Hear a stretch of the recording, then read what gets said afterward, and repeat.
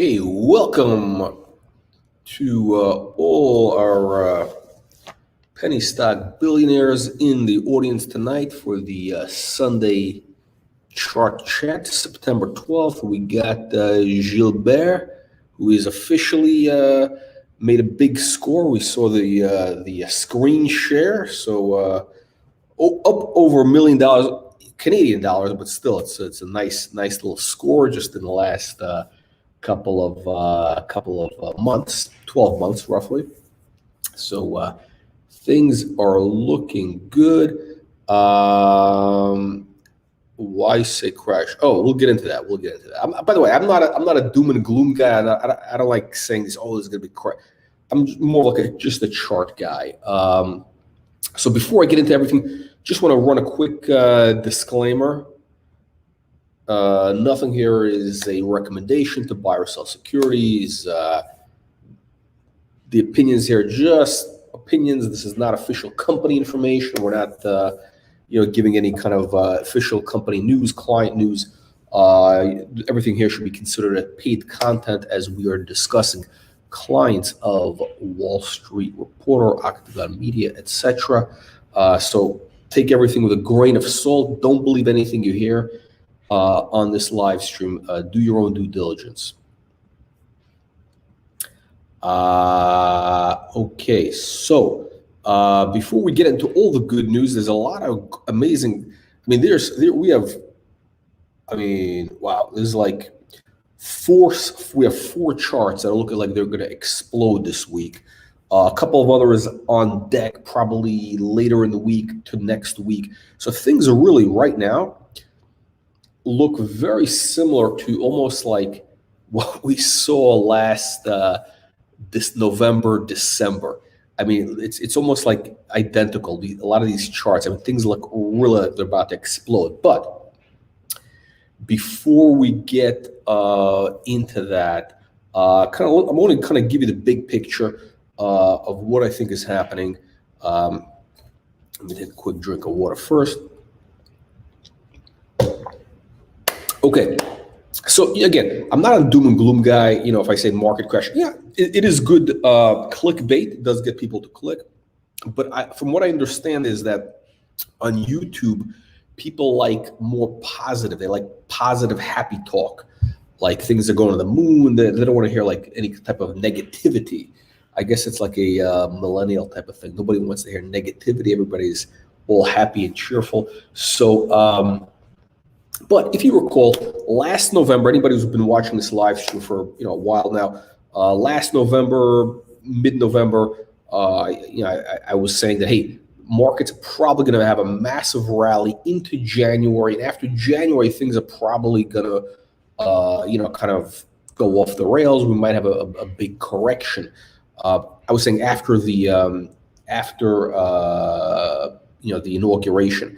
Because I'm looking kind of at the presidential cycle. There's a lot of things. One of them is the presidential cycle. Usually the first year of a U.S. president is usually a down year for a number of reasons.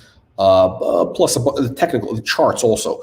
The chart was the main thing, but there's a bunch of other cyclical things. So, and of course, I was wrong.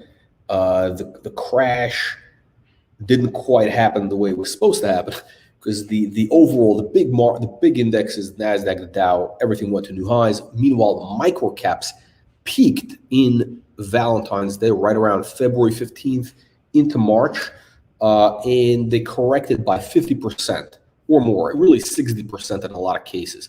So a lot of these stocks that we're talking about right now rocketed, between November and December, rocketed, 5x, 50x, 5,000% in the case of CBDT, and everything started crashing right after Valentine's Day, and things are back to the bottom. So I think we're kind of having a very similar situation where these microcaps right now, very similar to what we saw last November, December. We have a bunch of stocks that are ready to explode, but the point of this is that you kind of want to start getting cautious here. in terms of initiating new positions and some things where you might want to take profits or take some risk off, because the market is getting into a little bit of a peaky type of a area. So here's what I got. I got a NASDAQ chart for you going back. It's a weekly chart going back to the 90s, right? A couple of interesting trend lines, right? So you got support resistance lines. I would say the main really the main trend line, the one that I don't know if you can see it highlighted, the one that it's red right now, that's really kind of like your long-term trend, right? So that is really where the market should. So when the market does correct, that's probably where it should revert to, kind of this area. So that would mean roughly, usually things overcorrect. So maybe 7,500 to 9,500 on the NASDAQ. 7,500 if it overcorrects. It could be, again, things go more or less, whatever. You never, this is not an exact science. So here you have, it's pretty interesting. You have a major, this was actually a support and a resistance line. So originally this was the trend in the 90s, and you saw it acted as support into the 2000 correction or market crash, really. And now you follow that trend line, and pretty much it looks like we just kind of broke. I don't want to say broke out of it, because it's very easy to go above trend and then correct. So this is what I think is happening right now with the NASDAQ. So, but again, it might might go a little bit more. Who knows? I don't want to be one of these doom and gloom guys saying, hey, yeah, it's gonna. I don't know. There could be a lot of different things that can happen.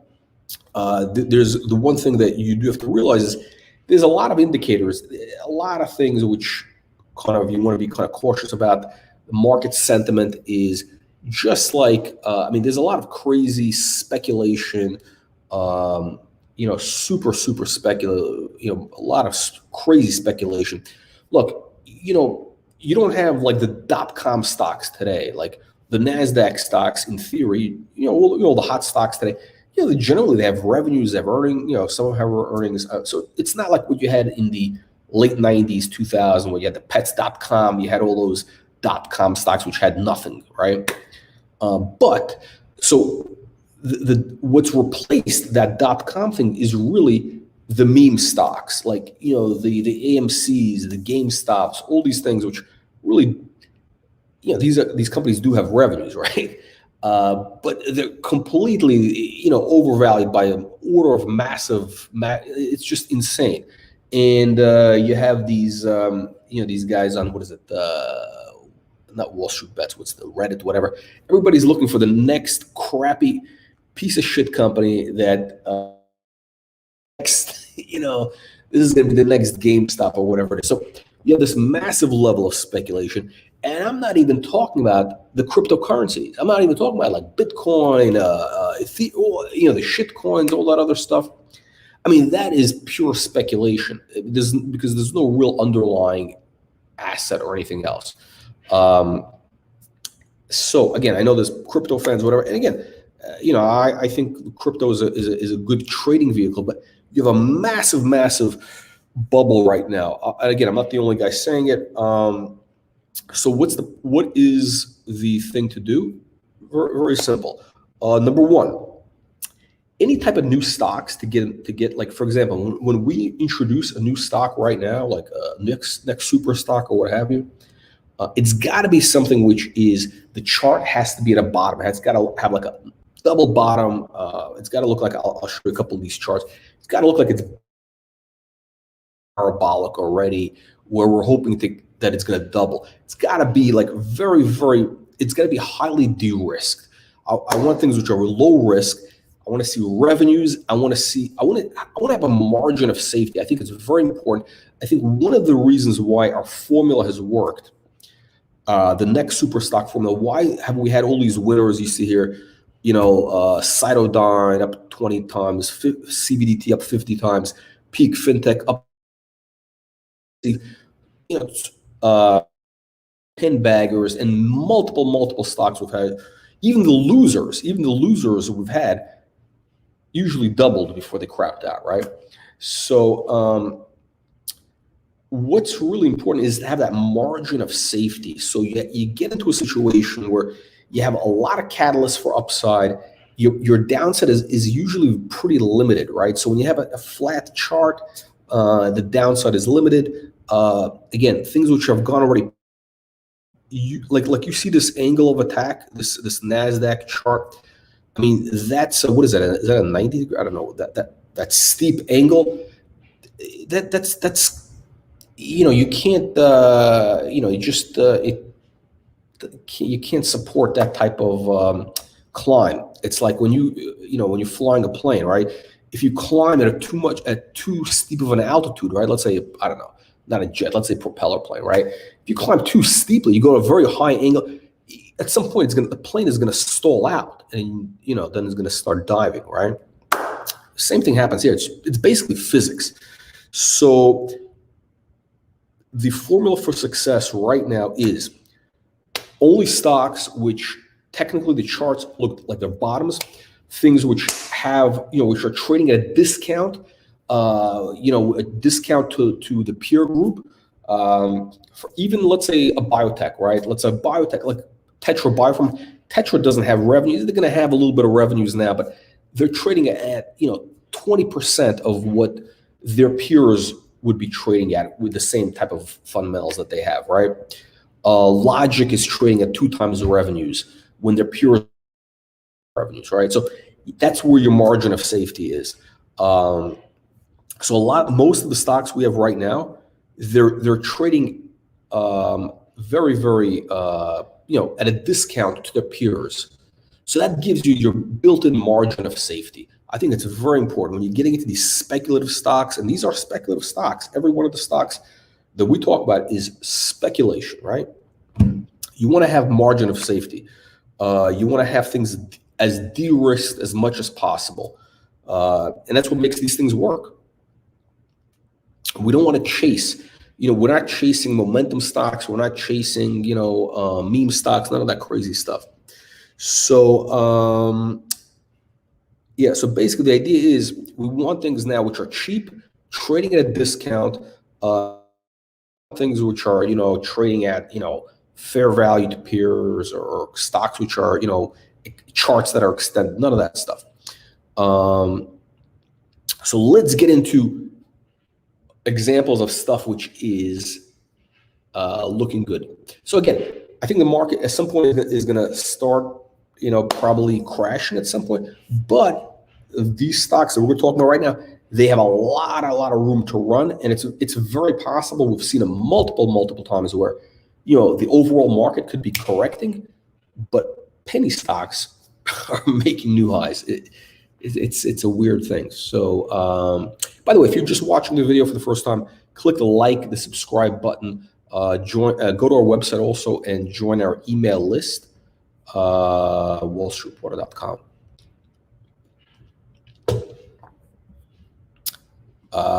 Okay, so let's do this. Let's start out with Visby.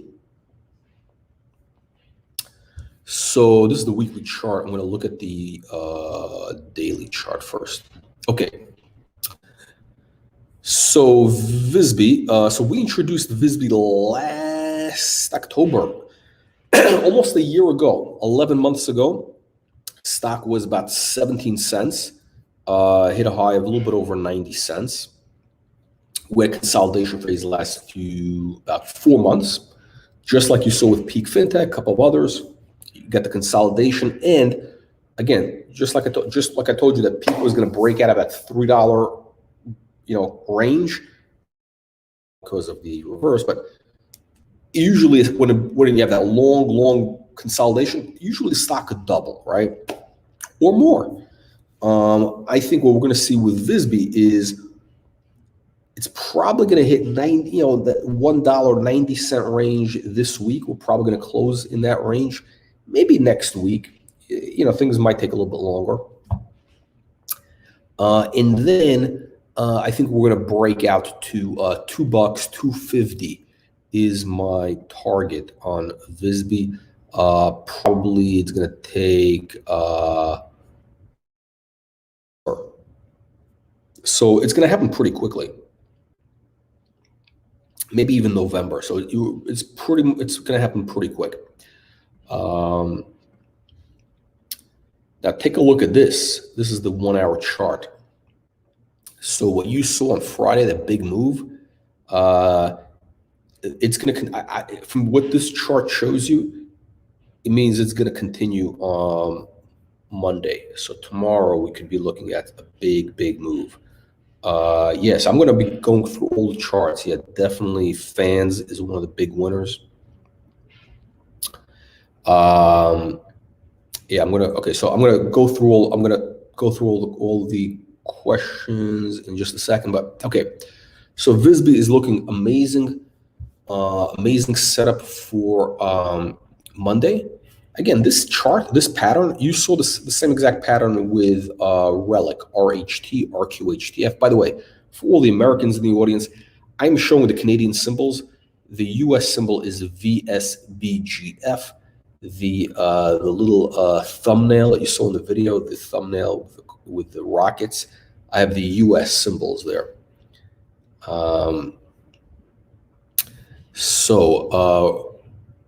Visby is looking really good. I think we're going to see probably a double by November. I think we'll see $2, and from there it might even go to $3, possibly, before the end of the year. So things are looking very good for Visby. Now here's another fans. Wow. Now trading charts of all time. It's one of these stock. It's like I've talked about this many times. This thing it usually does the opposite. So again, we introduced. Wow. So we introduced fans back here. I think it was 22 cents. It hit over 225. So it was a 10 bagger, right? And of course, that was mid-February, right? That was the big peak of the microcap market. It crashed, and we finally built a base. It took 6 months. 6 months to build this base. Now, I thought it was going to break out over here in June. I talked about this in the video, and it probably could have made a run. And of course, they did the financing, and that took the stock down. And here we are, which is actually great because now you have a much bigger base from which fans could, launch a major rocket launch to not even Mars. It might be going to Venus, or something like that. Is looking good. We're definitely going to see. I have no doubt that we're going to see $2 again and above it. I think we're probably going to see $3.54. One of the big catalysts right now, one of the big tailwinds that's going to be pushing this thing is the boom in sports betting, iGaming, all that stuff. I think start. I mean, all the big betting stuff is going to be starting right now, and what's going to happen is you see everybody's going to be advertising in all the games, right? Everybody's running ads now, so you're going to see a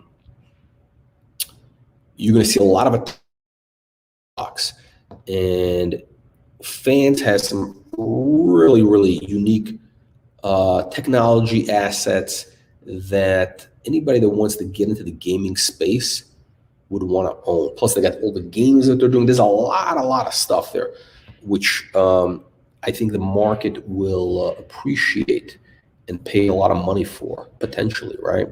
So I think this thing is going to be, it's now. Let me look at can I look at the 1 week chart? Is there a weekly chart? Yeah, I mean, this thing is, it's probably I really wouldn't be surprised if it goes to $4 or above. Not at all. Again, once these stocks make a nice base and they break out of a consolidation, usually they double the previous number, right? You saw the same thing happen with Peak Fintech. I mean, I told you it happened, and it happened. It exceeded it. I mean, I think it's, after that, who knows what happens? But so this thing is looking really good.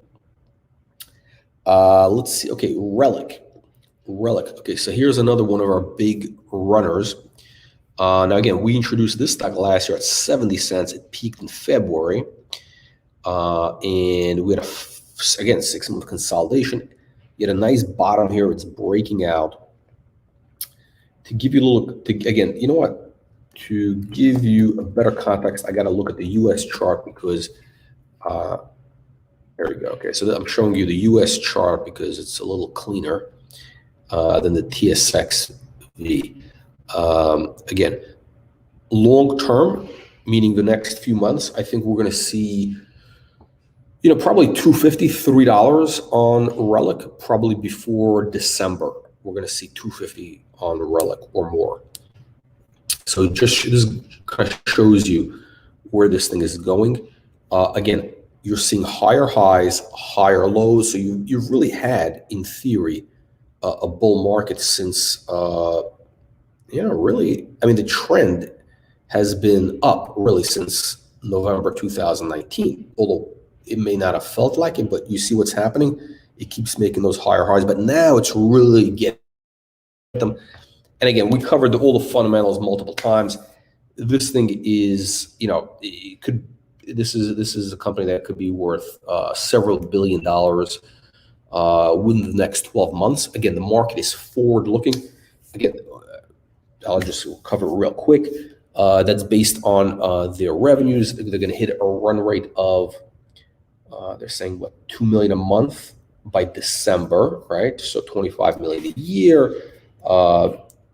The health tech space pays crazy multiples for companies, especially which have a big moat like these guys have, growing this rate.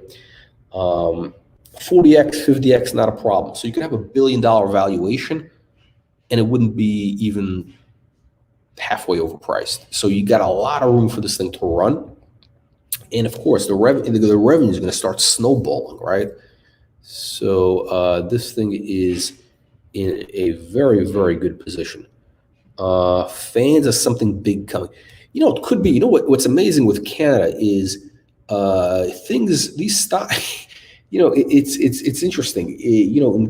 With Canadian stocks, for some reason, they always run right before big news announcements. Somehow the word gets out. I don't know how this works, but something always happens, right?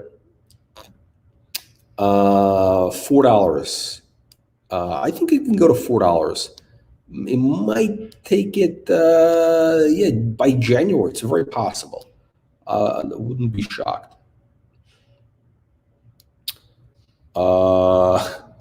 This is fun. I think it's being. I think so. I think so. This is. I'll let you know when the check clears. Nothing is final until the check clears, right?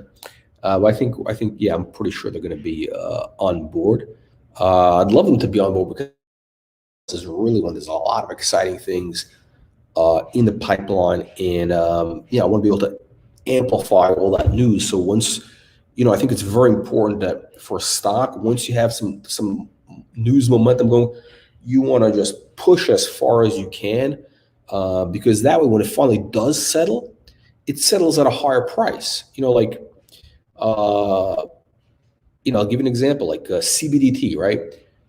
I think CBDT, that thing went to 250, right? But if they did a couple things correctly, it could have settled at $1 instead of dropping to like 40 cents or whatever, and they could have raised money at $1, a lot of money. So, but whatever. That's kind of my philosophy is, when you have something going, push it as, ride that momentum. So Relic, let's go back to Relic. I just want to cover the Relic thing here. Let me go to RHT. Okay, so let me go back to the Canadian shares right now, kind of tell you what's happening. So it's interesting. So what was happening till Thursday is you had this like pennant forming, right? And really, you see this. You see that it broke below the pennant, below that triangle. It was supposed to go the other way, right? So I was expecting it to go the other way, $1.20. Like Friday, it should have broken to $1.25, right? But it didn't. So I think what is going to happen is we're going to see a little bit of a pullback to probably possibly $1, possibly 90 cents. So let me show you this. So and that's actually would be a healthy pullback. Nothing to be scared of. Let me kind of show. Let me go to the daily. Let me show you what I'm talking about right here.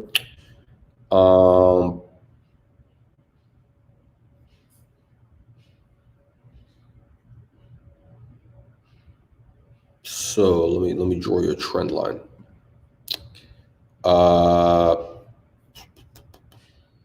Actually, let me draw you a couple of trend lines.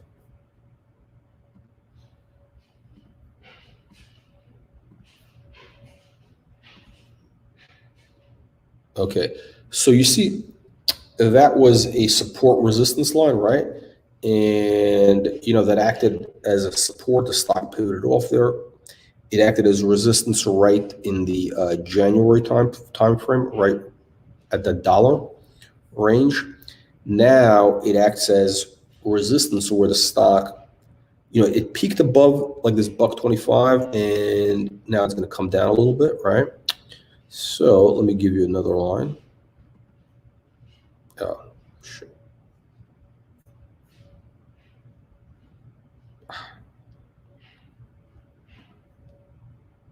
No. What am I doing?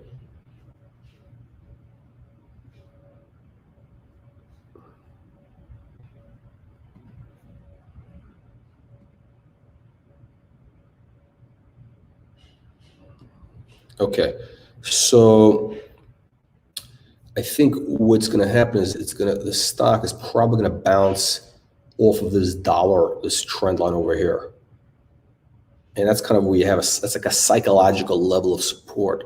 Because $1 is the psychological level of support, what's going to happen is you're going to have short sellers, traders. They're going to test that, so they're going to probably push the stock below $1 to see if they can run some stops. So you're probably going to drop to like 90. Again, I'm not saying this is going to happen. I'm not. I'm just telling you kind of what it looks like from the chart. This is the type of thing that happens, right? So you're probably going to hit like $1 or maybe 90 cents, and from there you're going to consolidate a little bit, and that's when you can resume that uptrend, and you're going to have that massive move.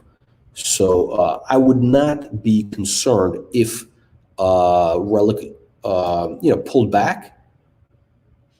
I would say that's not even an issue. So 90 cents $1 is probably where we might see a pullback to, and then we can see from there you're going to see that run to $2 plus, 250, probably by January.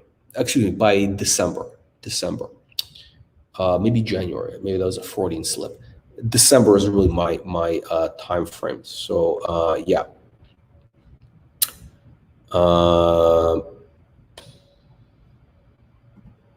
Yes. Yeah. This is exactly the point. DraftKings pen score. Yeah. So listen, what's going to happen is you're going to have a lot of eyeballs on all these betting stocks, right? And again, investors want after stocks like Penn or DraftKings. Let me look at the DraftKings chart. after these things make massive runs, people want to get in on what's the next big winner, which one is cheap, especially when something is trading at like $1 or $2. That's cheap. I mean, psychologically speaking, right? So I'll tell you what I think is going to happen is I think what's going to happen is DraftKings could go crazy. And let me pull up a former client, a former Wall Street reporter super stock, Fubo. That's right, Fubo. We introduced February, March 2020. It was about $8-9. Not a big run. I mean, after they did the merger with, it was known as what was the name of the company? It was, oh my God, I just went blank. It was a different name. Then they merged Fubo, so it's Fubo now. And look at this parabolic move again. These parabolic moves, they're not sustainable. When you see things going like this type of move, they're not sustainable. I mean, this looks like one of our charts from CBDT or whatever, right? Or anything which has big runs. There's no difference. Penny stocks or speculative big cap stocks, same thing, right? I think Fubo is going to make a big run, and which is good. And let me see Penn. I haven't looked at Penn in a long time. Penn looks like it's probably gonna maybe pull back a little bit, but then the trend is up. The trend is up in a big way. This thing is not going down. I think we're going to see one more high on these gaming stocks. We're going to see the blow off top, probably it's going to take us into, I don't want to say December or January, maybe sooner. We're going to see a massive mania, FOMO mania. Yes, I think it will. I think Fubo, I think Tetra is going to have a big move the next couple of months.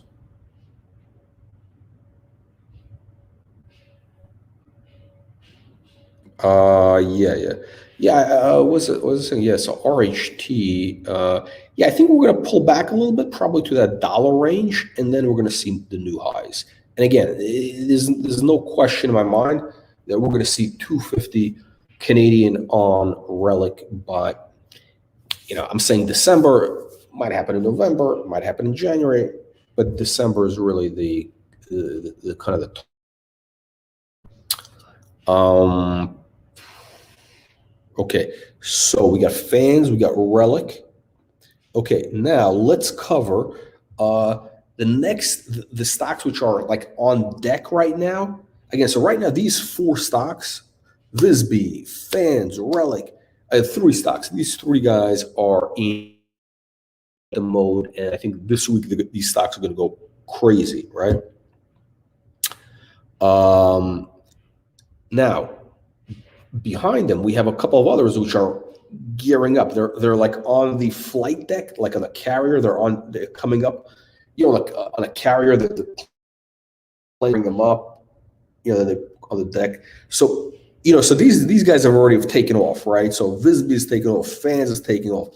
So now we got new ones coming up to the flight deck. So let's go through those right now for the next week.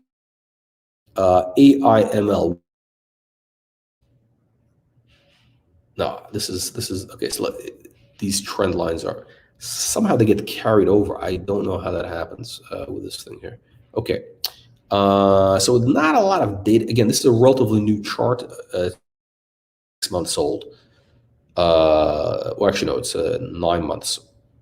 9 months old. So not a lot of data yet. We had like a pretty nice bottom at 50 cents, and the stock was ready to go to $1. It broke through this kind of resistance that 80-cent range, but it's pulled back. It wasn't able to maintain the momentum. So let's take a look at the 1 hour. What's going on here? Yeah, I think there's a little, there's a little bit of a weakness here, right? So see is you might see a bit of a pullback into this kind of 70-75 cent range, and then it could pivot off of that to go higher. So very possible to see a pullback.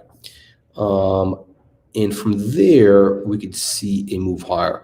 I think we're going to see $1.50, $2 AIML a couple of months in the next like 90 days, $1.50, $2 on this thing. So it basically, we introduced it at like 70 cents, 75 cents. It went to $1.57 or something. So it basically doubled in a week. I think it's going to double again, but it's going to take a little bit longer. We're in a different market environment. We're in a more, more of a serious market environment now. So things are taking a little bit longer. Oh, okay. So Sean Black, you say it's a TBP. I think if you listen to the interview with him, he says because he bought this other stock or something else. Oh, he bought Visby. He also bought Visby. So he bought, I guess, so much of it that, basically displaced, what he had sold it. He didn't say he sold it. It's just that he bought a lot of shares of Visby and I think one other deal, a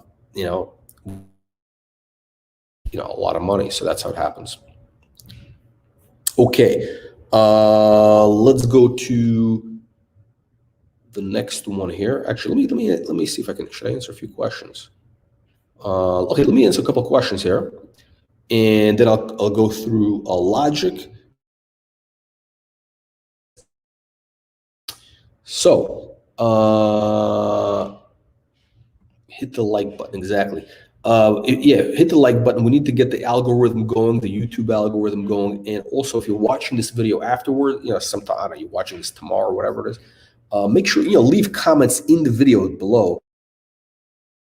It helps, I think, the algorithm because it shows engagement, right?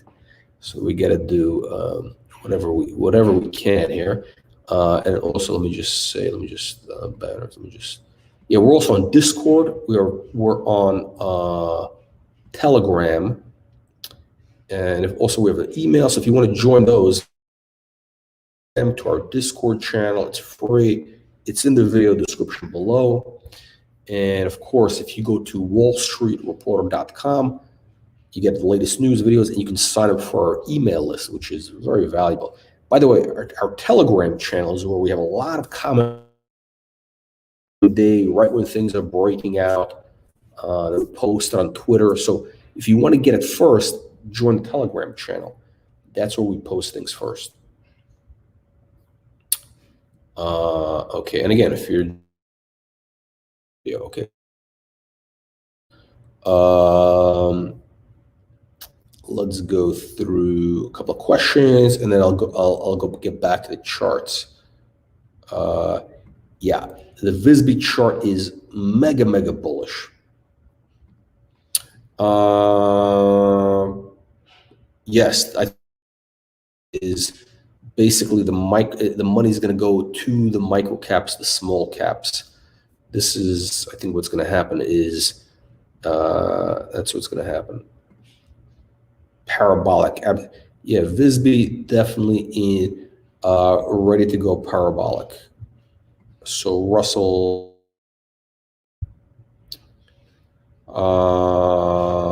yeah. So I think this kind of ties in. I mean, what you're saying, Lewis, is kind of what I'm thinking here. I mean, that kind of explains the paradox here, right? Because the overall market, like the NASDAQ chart I was showing earlier, I'm not saying it looks toppy. It looks very toppy, right?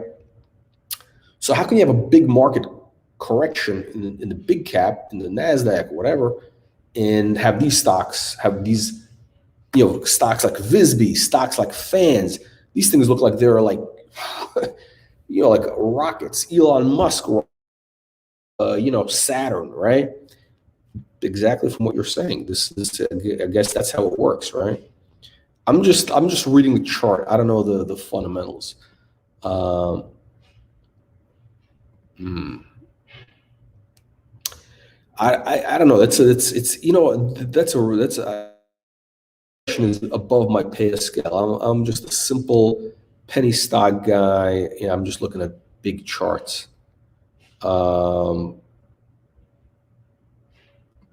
Fans after Friday's breakout, I think this is the big move. This is the Fans. What we're seeing now is the big one. This is it. There's Fans charts have a lot of fake outs, right? It's like tomorrow it might drop 10 cents. It might do something crazy. But I really believe this is it. You're gonna know it's for real once it goes above $1. Once Fans breaks $1, it's not gonna go back. So once it breaks $1, you're gonna see, like a rocket to $1.50, then $2. I mean, look how fast. The last time it broke $1, actually, it's interesting. Every time the stock has broken $1, it had a really nice run.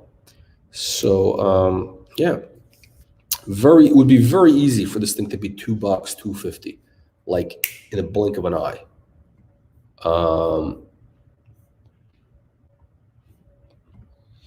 Yeah, I think that could be a catalyst. I mean, that could be a catalyst. I mean, we've seen a lot of crazy deals happening in this.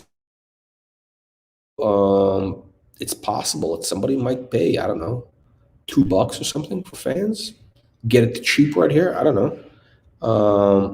But they also, again, like you're saying, they've raised a lot of money. They're sitting on, I don't know, 35, 40 million, I think, right? 35 million plus.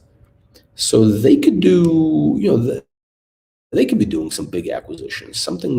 The chart looks good. This is not a stock that looks like it's going down by any means. Okay, TBP. I'm going to go through the TBP.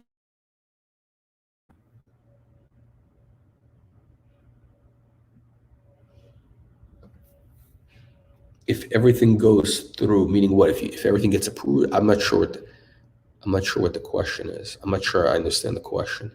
I mean, the stock really could be easily worth, $2 right now, based on what they have, based on what development companies trade at, with similar drug pipelines, similar, FDA pipelines, things that are in phase 2, etc.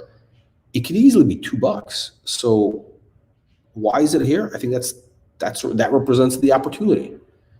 Look, it's will represent the opportunity. Only happens when people don't like something, or this when everybody's chasing it, then the opportunity's gone. The stock is up, right? So nobody likes it. I don't mean, obviously we like it and some people like it, but the market hasn't caught on to Tetra Biopharm. That's the idea. Yeah. I think, again, okay. So I think you're asking when they start. Once they get drugs approved, once they have things already generating revenues. Yeah, I mean, then by then it could be a $10 stock. It might take 12 months, 18 months. So but there's no reason why it can't be $10. I mean, even $20. If you get into like a $4 or $5 billion valuation, if everything works, it could go crazy like that. It could, but realistically, I think. And if they really, really do everything correctly, and they get into revenues, you could see a $10 stock in 12 months, 18 months. So the way I look at TBP, I'm going to go. Oh, I should pull the TBP chart. So the way I look at it is that it's an asymmetrical setup. This is okay. So this no, wrong chart. is asymmetric risk reward ratio, right? Asymmetrical. It's not a 1-for-1. It's not like you're betting $1 to make $2. This is what I don't understand. Like, people are like so into sports betting, which I don't understand. Like, I think because you're betting $1 or whatever it is to make $2 if a team wins, or to make $1. I mean, the whole thing is ridiculous to me. I mean, if I'm going to bet and have a possibility of 100% loss, I want to have odds where I'm betting $1 and my upside is, $10, $100, right? Otherwise, it's just stupid. Again, of course, we do have clients that are in the sports betting and the iGaming business, so ignore what I said. Everybody should be betting on sports. No, I'm kidding. All right, so asymmetric, what do I mean? So we introduced this at 17 cents. It hit a high of over 50 cents in less than a month, right? So asymmetric is you're betting 17 cents to make possibly, let's call it 250. I think 250 is kind of where the stock could be if they get a couple of, so that's a 10 to 1. That's a 10 to 1 or 15 to 1 payoff. It's actually better because if you look at the long-term chart of Tetra, it never really went below 15 cents. So if you got into the stock at 17 cents or 28, right here, it's never really been below 15 cents. So that's really the bottom. So if you got into it at 17, 2 cents to make 250, 100 to 1 payoff. It's pretty good. So that's the kind of thing we're looking for. Okay, so the Tetra chart, it looks like, okay, so we could have had a breakout here, but I think it's probably gonna kind of consolidate in this 28 to 30 cent range for a little bit. It's looking for a catalyst. It's looking for some data, all right, some clinical data, some news, which, like the stock, it doesn't look like it wants to go down. It might test 27, like it might go to 27. It might even go to 25 cents. I don't think it's going to go lower. So it might go to 25 just to get the last, the last retail people out of it. But after that, I think prices, again, what you're looking at here, this is the short-term 1-hour chart. You're seeing a consolidation, very similar to the earlier charts I showed you. It's almost like peak fintech or anything else, right? The longer they consolidate, the bigger the breakout. So I think when it breaks out of this range, when Tetra breaks out of here, it's going to go to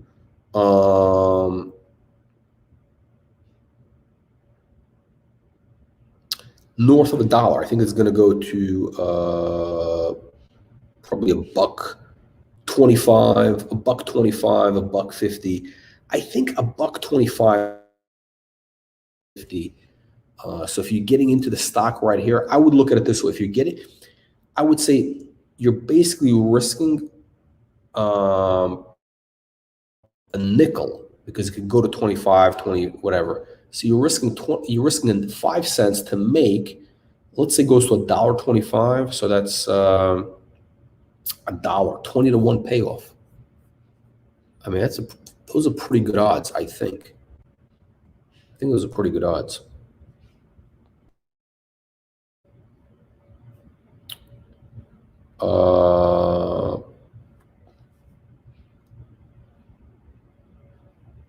Yeah, okay, so okay, now we're down. Okay, so ESC, this is exactly what I would say. So ESC is not, it's like the elevator is bringing the jet up. It's like that one of those things on YouTube. If you see the thing for Top Gun, the trailer for Top Gun, the plane's going up on the deck from the aircraft carrier to the deck. Music playing as the plane is coming up to the deck. So to the flight deck. So ESE is coming up to the deck. It's not on the deck yet. It's just underneath it. When is it going to be on the deck and when is it going to take off? Could be any day. It's a stock we introduced last December, early December, at it was 27 cents, I think, or 30 cents. It went to over $4, so it was like a 14x, 1,400%. So if you bought worth of this, you'd have had $140,000 within a few months, within 3 months.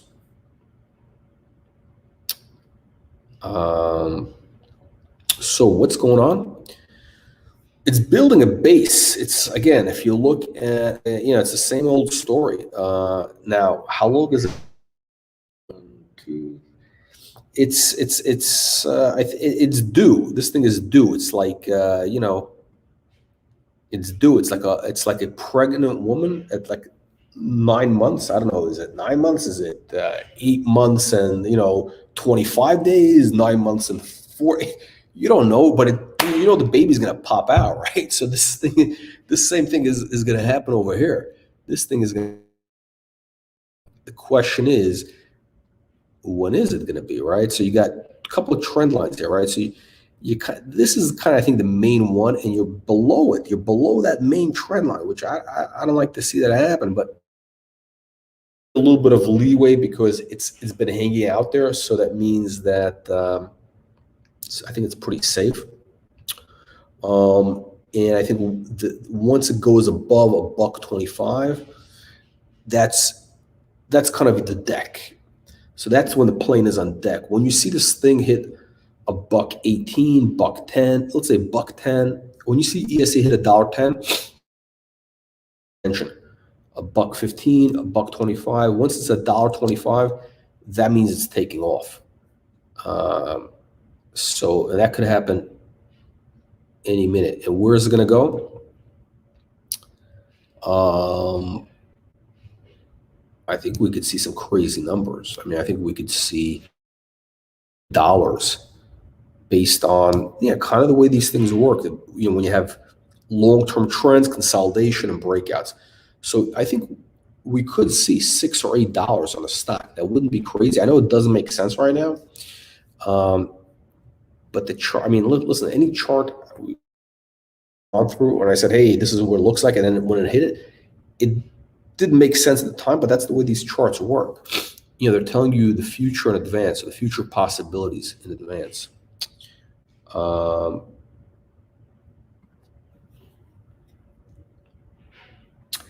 This is an interesting question, right? Because I think the theory now is that crypto is the new gold, right? Because what you've been seeing in the last year is volatility or anything. You have seen people buy, you've seen Bitcoin go up and gold didn't budge. And today, okay, so now you have a huge population. Okay, so the biggest population right now in the US, the most active really is, right? So the baby boomers are kind of on the way out, right? Those are traditional people who bought gold. So the thing, who's moving, who at the margin is the millennials. Really, the millennials are the driving force of markets right now, right? So that's who's driving meme stocks. The people who are buying meme stocks are not, the boomers. They're not the 70-year-olds. I don't think it's even the 50-year-olds. I don't think it's the Gen X or 40-year. I think it's primarily, 25-year-olds, 30 maximum, right? So that's what's driving the market. Now, here's what's interesting. The millennials have really rough bear market. Like what we saw last, the coronavirus crash, March 2020, that was nothing. I mean, I don't think anybody who's 25 and never saw a market like 2008, you know, where 2008, 9, where things are just going 5%, dropping 3, 4, 5% a day for a week or something like that, 2%, things or like melt out. So, you're going to have it's interesting to see what happens, right?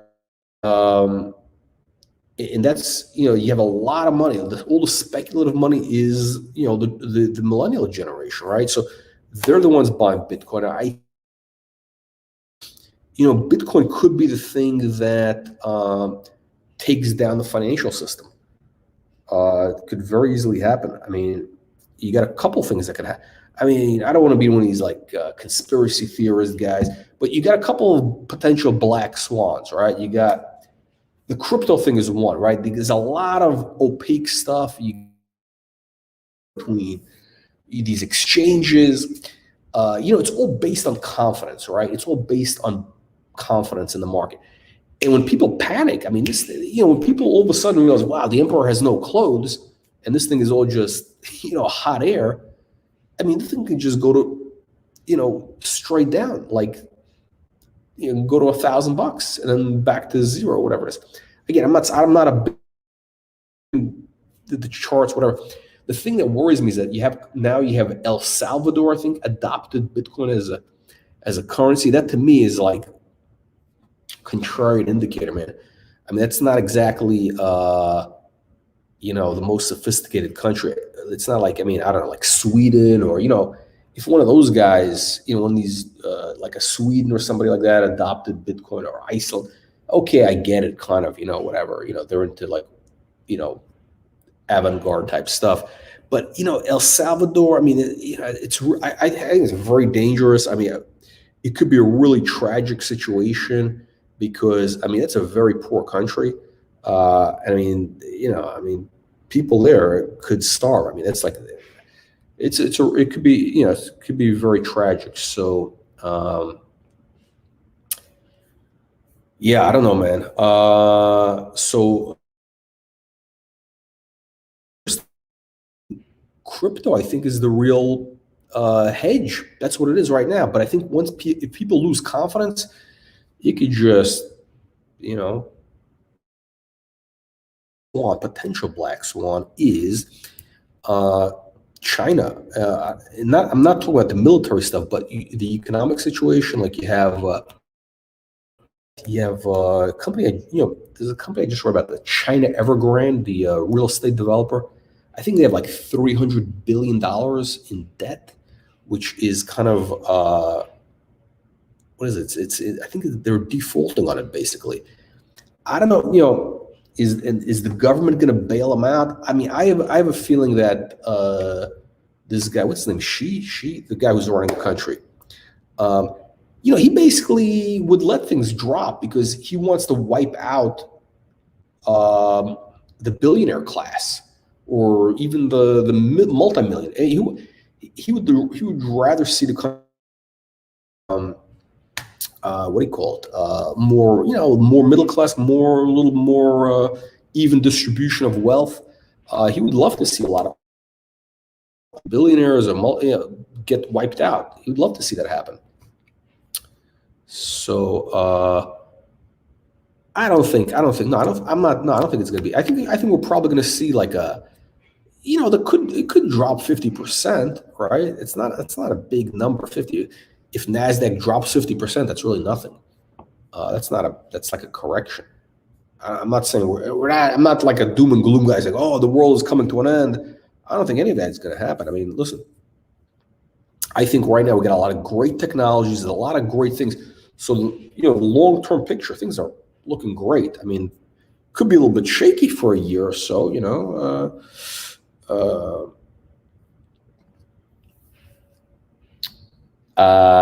okay, so this is a interesting point. Yeah, so TBP could be worth massive numbers, if they deliver the data, right? So if they deliver massive market opportunity. Look, this is what I like about TBP. This is my investment thesis. So the investment thesis on TBP for me, was basically, okay, they got this pipeline. It could be worth billions of dollars. They're already in phase 2 on a couple things which address massive markets. You got the off-label use for those things. I mean, these are massive 70 billion, 50 billion, $100 billion markets, right? So, you know, it could pop, right? So when you're getting into something like that at a cheap valuation where Tetra is right now, let me go to TBP, back to TBP, since we're talking about TBP. What is this? I don't know how these things happen here. Yeah, okay. So this is the daily, right? I think that 28 cents, 25 cents, whatever it is a cheap entry point. If you're looking at something potentially, if everything lines up, it could be $10 stock. If things just get pretty good, it could be $2.50. But the intermediate target, $1.25 easily. There's a lot of catalysts. Sorry about that. I had your thing. Okay. So there's a lot of catalysts lined up here.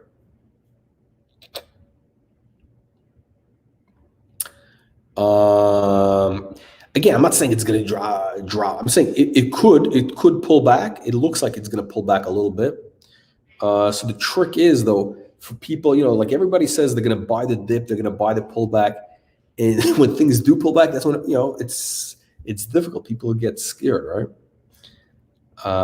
So let's see.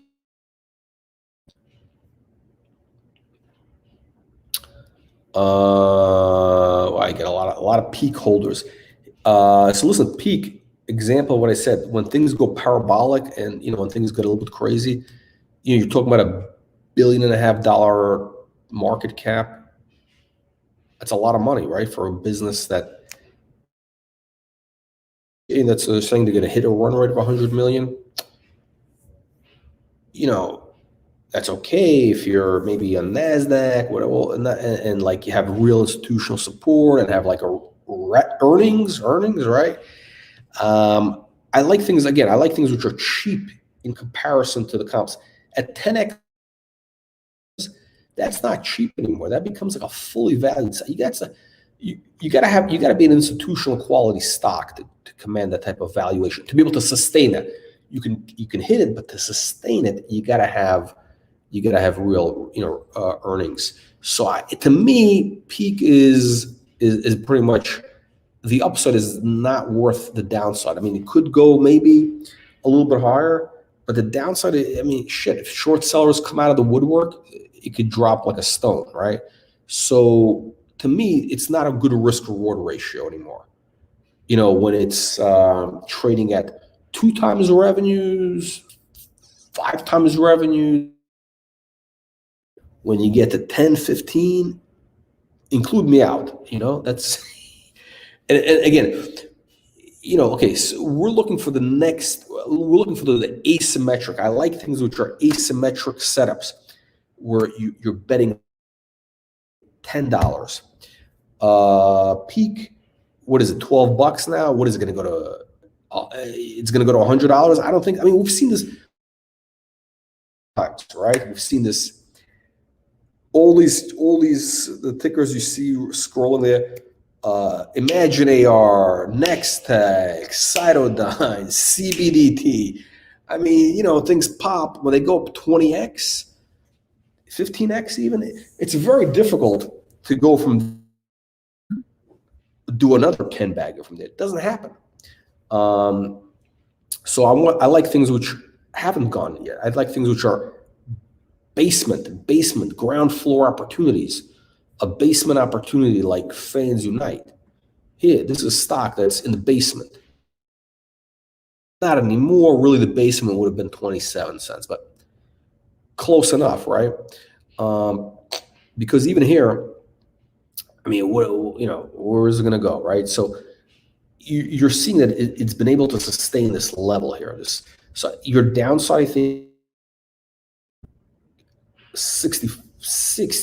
Actually, it's already moving, so it's hard to say. But this again, you're talking about a $3-4 upside or more.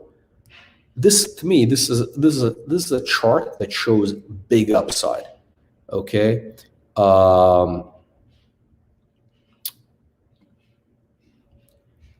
This is a chart that shows big upside. Well, I think we're going to see at least 250 once it breaks out, $3 plus once the FOMO starts kicking in. So, okay, let's go to, okay, so Logic. So Logic is a we introduced last year at last July, so 13 months ago at 350. It popped to 14. So that was a 4x, 5x, pulled back, double bottom. Here we are. For some perspective, where the stock has been, right? And those are split, whatever, but it gives you the idea, right? I always believe a stock can go back to its previous highs. If it did it before, you got two targets. Target number one, $14, $15. That's target number. That's my immediate target. Next 3, 4, 5 months. 3 to 5 months. Excuse me. After that, $20 plus. So you're getting into this thing at, let's say, 350. This is so Logic trades in the US, LGIQ, and also in Canada on the NEO LGIQ. The downside on the stock, I think here that we haven't seen this thing go below 238 here, really, right? So let's call 250, 225, 250. Let's say 250 for argument's sake. So you're risking $1, you're risking $1, and your upside, if things work out here as it looks like they will, is 14 to 15. So you got a 14 to 15 payoff. And if it really continues, then it's 20 to 1. So you get a 15 to 1 odds. I mean, I think that's a good setup. That's what I call an asymmetrical upside.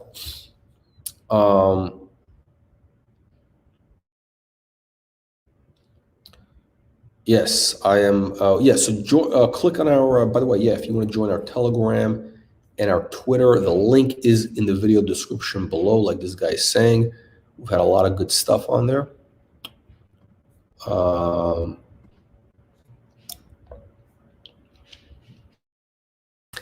Yeah, I think Scarlett is actually, I think it might do okay.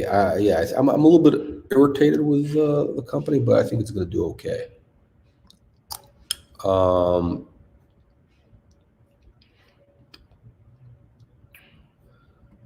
We might have one weeks. We got a couple things. I got a couple things I'm looking at. So which have that good setup, that good asymmetric 10 to 1 odds. We're going to introduce probably in the next couple of weeks. I want to keep things a little bit tight. I don't want to have 20 stocks like we had in March. I don't want to have more than 10 stocks in the next super stock thing, right? Like I want things that are cheap, near bottoms with big upside.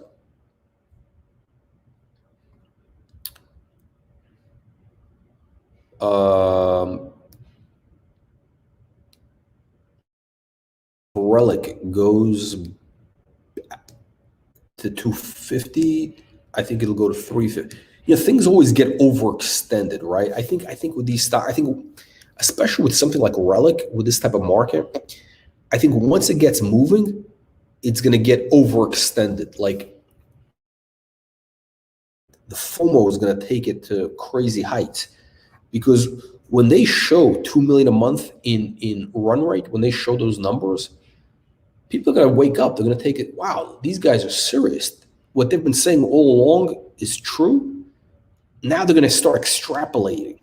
And that's what is going to move the stock. Once people see Relic deliver those numbers, they're going to extrapolate the growth for the next 18 months. They're going to say, wow, their projections are actually true. So then, the company, what normally in 18 to 24 months, gets pulled forward. So it could go to 2 billion. Relic could go to $2 billion valuation.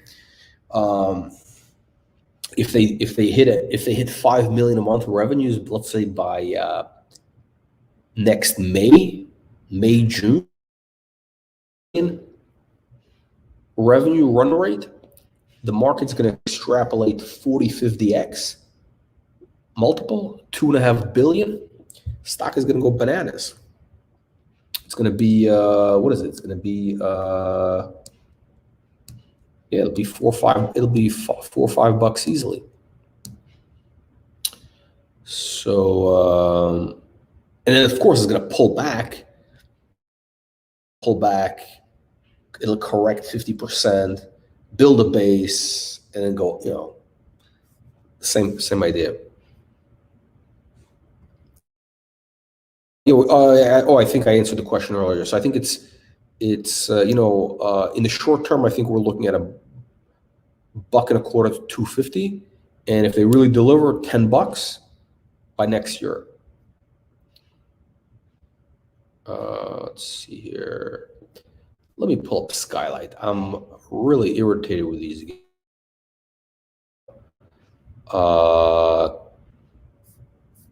Okay, so because technically I got shares now, and I'd love to sell this thing out of it on the next big move. I'm just being very, very candid. So this could have. I think we may have seen the bottom on Skylight, because if you look at this big volume, we haven't seen this type of big volume in a long time. So something must be up, and this could have been the bottom right here. Probably, you kind of have. I don't know. I don't want to do backwards. So if you go back, that kind of makes sense. So that kind of makes sense. It kind of went above that level. So we may have bottomed out here. Sure, once it breaks 4.25, it's got to go above really 435. Once this thing breaks above $5, and then again, and Sean thinks it's going to go to $10. I would love for it to go to $10 and dump all my shares. So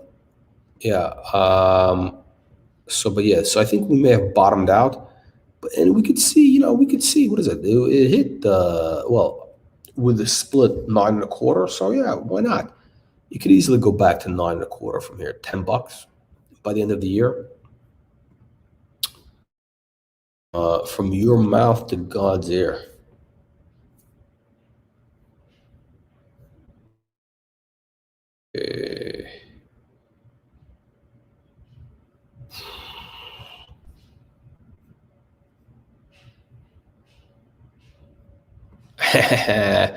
Okay, so a couple things coming up right now, which I think could be 10 baggers, but easily 2 baggers.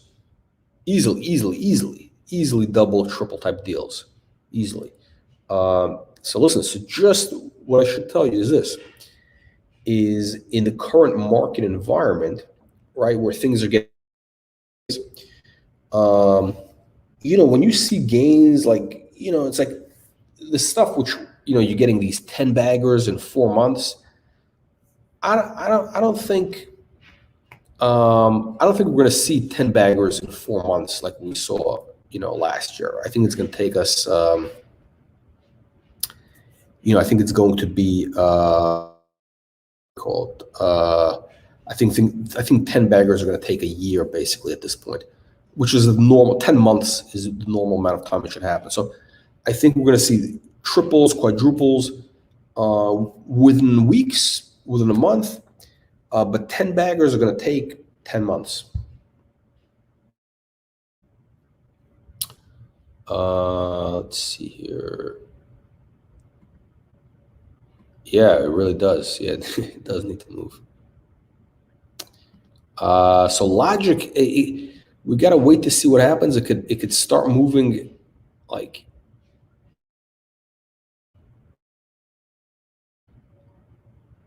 What is blow up? Is that in the way of going up? I think it will go up. Yeah. Right now, these penny stocks are gonna make highs in the next few months. So regardless of the overall market direction, because again, you're going to see a rotation back into the micro caps, into kind of the speculative. It doesn't make any sense.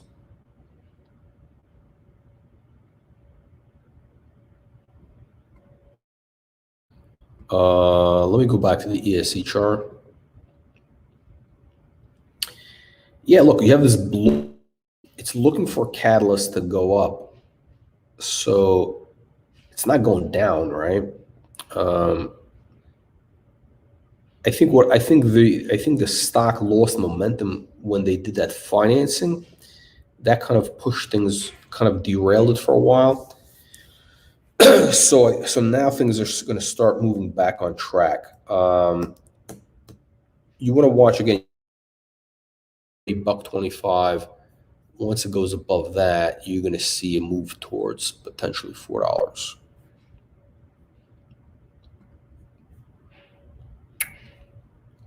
Oh,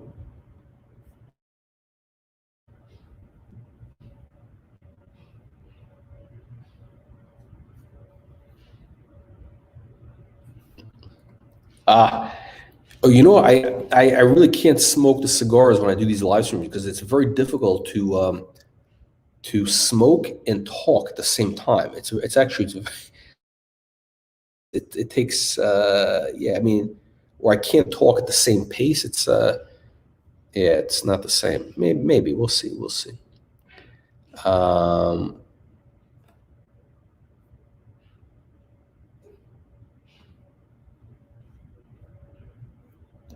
Yeah, Kevin, good point. Good point.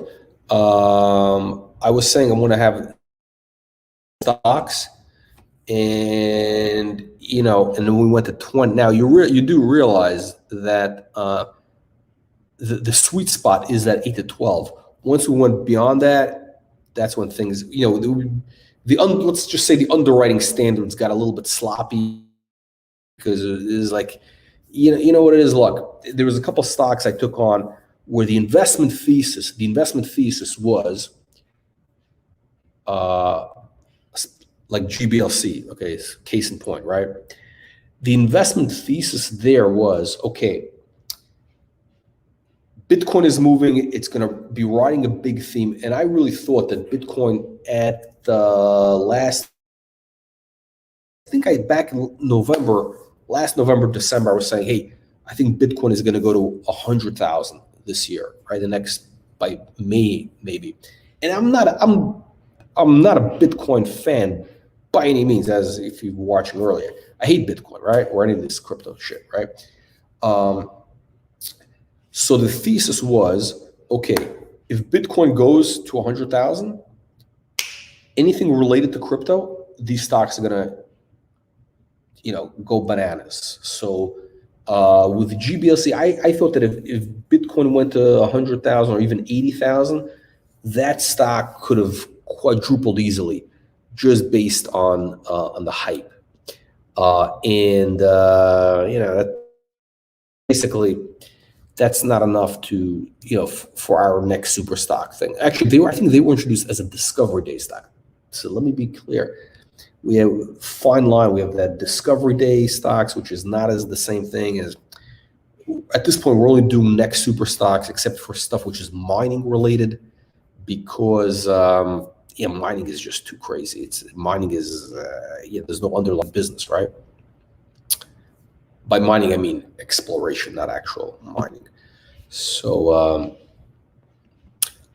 great question. No, but I mean, it's been halted for you. It's almost 5 months, 4 or 5 months. Should be like any moment. I mean, the sooner the better, because betting is heating up right now. So they got to do something. Either they close this deal, or or they move on. It's ridiculous.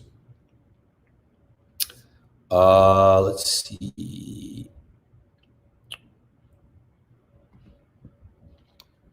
You know what? Here's my theory with CBDT is this: is at this point they need to, they need to deliver, okay, before it could move. So they really need to execute at this point. Like meaning, if they actually open six, 8 clinics, where they could say, okay, we're going to.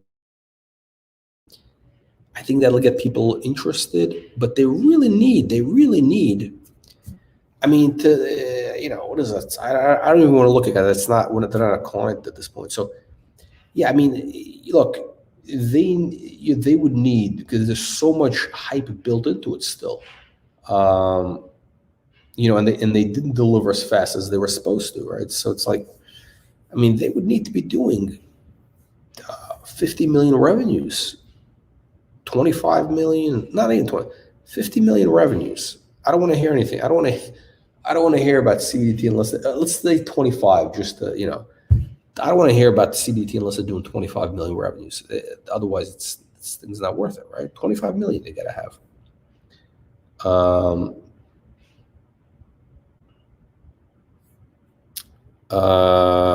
Yeah. Yeah, I don't want to knock Bitcoin. Again, I think it's a good trading thing, like whatever trading wise, but there's really, I don't know there's nothing underlying these things. But the illusion has become real. It's amazing. But yeah, hey, maybe I'm the idiot. Maybe 10 years from now, it's gonna be, something crazy. It'll be like $1 billion or whatever it'll be. I don't know. Okay, so I think we've covered everything. Bottom line is, these stocks are looking very good. We got for this week, we got Visby looking great. We got fans looking amazing. RHT, maybe a little bit of a pullback, and then the big move, TBP. So we got Logic, AIML, ESE. So things are looking very good for the next 4 months. So the game plan is next 4 months is, manage your risk. Don't chase things when they're already going into full momentum mode. That's the idea. So thank you everybody for joining, and I will see you on the next live stream. We have ESC is going to be back on Friday. We might have a very unique live stream in the morning from a trade show in Europe. So that could be interesting. And then we got a couple other things in the hopper. So thank you again, and I'll see you in the next live stream.